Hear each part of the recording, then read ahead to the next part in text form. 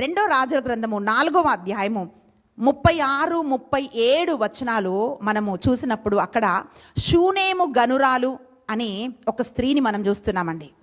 ఈమె చాలా ధనవంతురాలు. ప్రవక్త దీవెన వల్ల ఆమెకి ఒక కొడుకు పుట్టాడు. కుమారుడిని దేవుడు అనుగ్రహించాడు. అయితే ఆ కుమారుడు పెరిగి పెద్దవాడైనప్పుడు తండ్రి పొలంలో ఉంటే తండ్రి దగ్గరికి వెళ్ళి తలనొప్పి అని చెప్పి తండ్రి ఆ బిడ్డను ఇంటికి పంపించేస్తాడు. ఇంటికి పంపించేసినప్పుడు తల్లి ఒడిలో తన తల పెట్టి అలాగే నిద్రిస్తూ ఆ కుమారుడు చనిపోతాడు. వాక్యం ఏమంటుందో తెలుసా అండి? ఎప్పుడైతే ఆ కుమారుడు చనిపోయాడో ఆ తల్లి, అయ్యో నా కొడుకు చనిపోయాడని భర్తకు చెప్పి, పని వాళ్ళకు చెప్పి, వాళ్ళకు చెప్పి, వీళ్ళకి చెప్పి ఆమె ఏమీ హడావుడి చేయట్లేదు.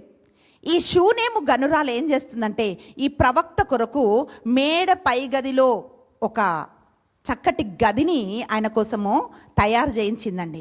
ఆ గదిలో ఆ పడక పైన తన బిడ్డను పడుకోబెట్టి పనివాడిని తన భర్త దగ్గరికి పంపించి ఏమంటుందంటే, అయ్యా నా భర్తకు చెప్పు, ఒక గాడిదను సిద్ధం చేయమని చెప్పు, నేను ప్రవక్తను కలవడానికి వెళ్తున్నా అన్నప్పుడు అతను తన భర్త ఏమంటున్నాడంటే ఆమెతో, అమ్మా ఈరోజు అమావాస్య దినం కాదే, ఈరోజు ఆదివారం కాదే, మరి ఈరోజు ఎందుకు నీవు ఆ ప్రవక్తను కలవడానికి వెళ్ళాలి అని అన్నప్పుడు ఆమె ఏమంటుందంటే రెండో రాజుల గ్రంథము 4వ అధ్యాయము 23వ వచనంలో మనం చూసినప్పుడు పిల్లరా అక్కడ వాక్యం ఏం పలుకుతుందంటే ఆమె అంటుంది, ప్రవక్తను కలవడానికి వెళ్ళటము మంచిది అని ఆమె అంటుంది.